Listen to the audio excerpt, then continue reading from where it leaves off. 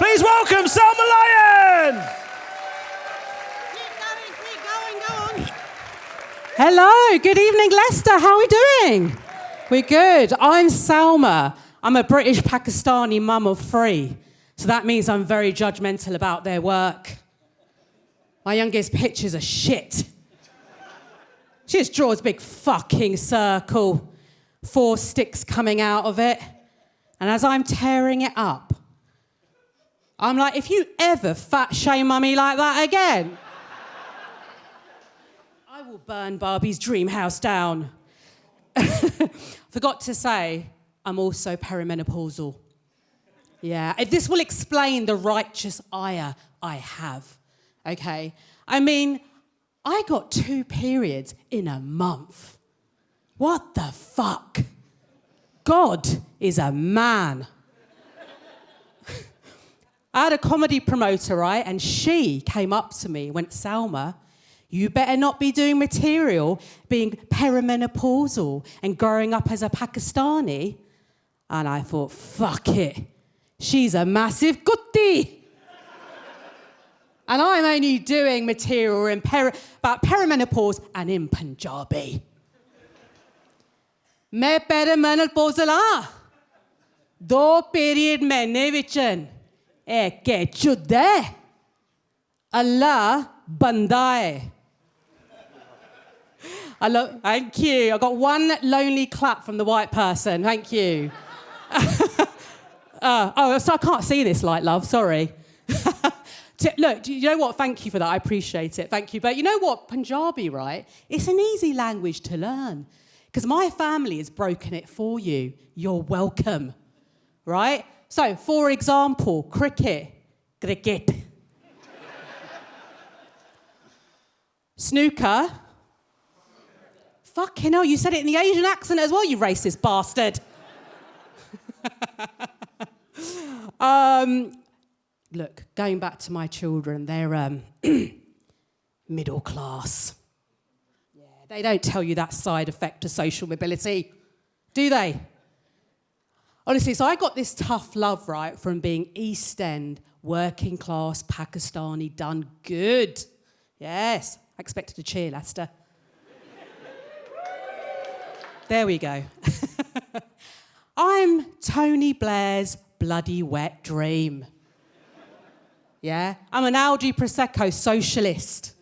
Yeah? And I'm Sharon in a bloody Sawar kameez.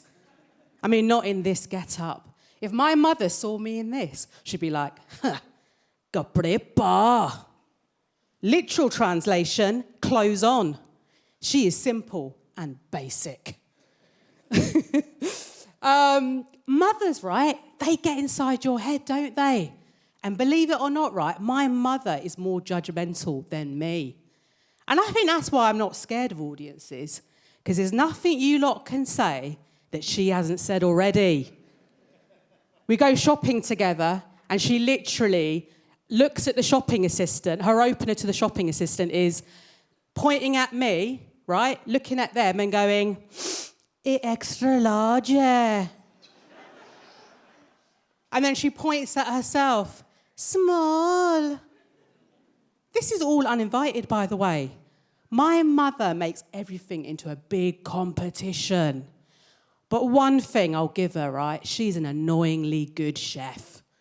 Yeah, she's the hostess with the mostess, do you know what I mean? I mean, she could save the world from famine.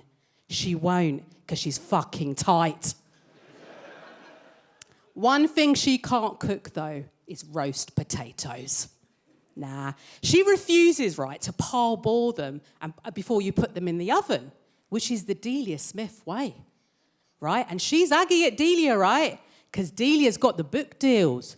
She's the better businesswoman, and my mum is the better chef. But quite frankly, Delia has literally made a career out of being a basic bitch. I mean, it's the white way, isn't it? Monetize averageness. Thank you. I've just given the Asian people the permission to laugh at that bit.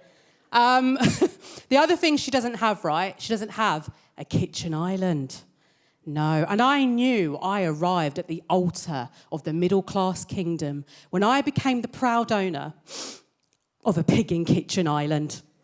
Yeah, Leicester. And my mum, the first time she saw it, she comes into the kitchen, she looks at it and she goes, "Beta, wrong place vich hai na? Haramzadi." Mothers, yes, they do get inside your head for sure. The other thing I did to really piss her off is I married a white man. Yes, it gets better, folks. Strap in. Oh, yeah, I mean, it's the only reason I married him. He does not know that. Yeah, mixed race marriages have got their unique challenges, right? Especially between a Pakistani ex-Muslim and a white Irish Catholic. Yeah, are there white Irish Catholic in the audience? Yes, there are, because you know why? You breed like fuck. So, look, they have their unique challenges. I met Sean's parents for the first time in a pub at 11 a.m. Because my father-in-law is an alcoholic. This family are like professional drinkers. Do you know what I mean? Sean's cousins have died from drinking. And then we go to wakes at pubs. Folks, these people have a problem with alcohol. Bigger problem, they don't understand irony. And I think Sean married me, a Muslim, right, as a way to get away from the alcoholism. But what he didn't realise, as an ex-Muslim, I'm doing 7 people's worth of drinking here. Yes. And by the way, that is one competition my mother cannot participate in.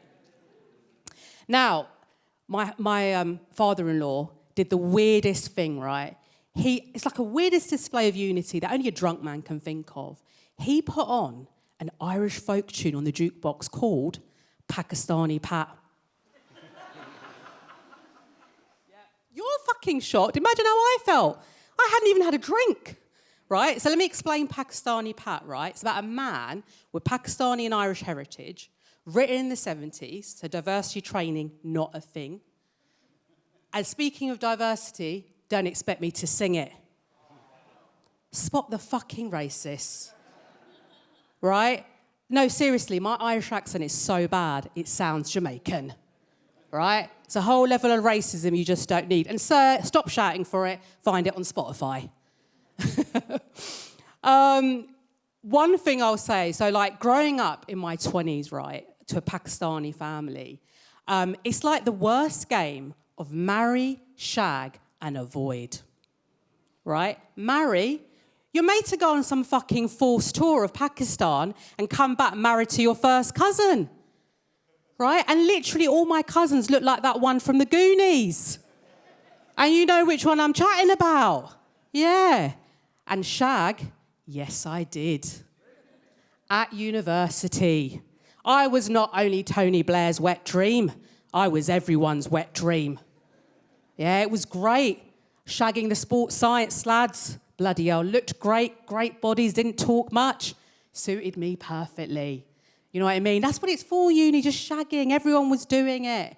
I came out as bi in my second year at uni. I know, I tick most of the boxes. Yeah? I'm like the poster child for the woke folk, and I'm I'm like the she-devil for the far right. Yeah. You know, fuck Trump, fuck Farage, and fuck Ant and Dec. I want you to come out and say that. All bellends with massive foreheads. I forgot to put the politics bit in there, but I've got it in there. Shoehorned it in. And then the last thing I want to leave you with, right, is, my professor. You know what I mean? He was also fucking. So everyone was at it. But I refused to fuck him. Do you know why? I said, John, I don't fuck ugly people. I've got standards. And so we've done marry, shag, avoid. I've got one principle in life. Avoid boring people. It's not their fault they're boring, but it's my responsibility to avoid them. That's what I keep telling my mother. I want to end the show, my bit, by saying I have had a wonderful time in Leicester. It's been amazing. I've had 2 sold-out shows. You are a lovely, discerning, kind people. Thank you so much. Bridging the gap has meant that I've been able to do this. So I just want to say thank you so much. Thank you. Give it up for Salma Habib Lyons!